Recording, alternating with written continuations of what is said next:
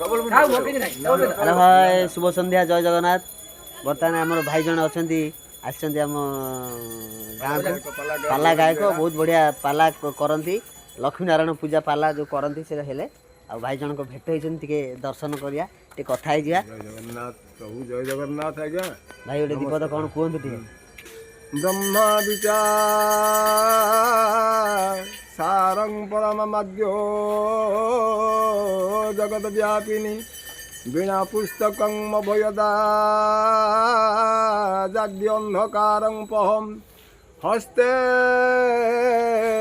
स्फटिकमाला च दधति पद्मासने संस्थिता वन्दे ता परमेश्वरी भगवती बुद्धिप्रदं शारदम्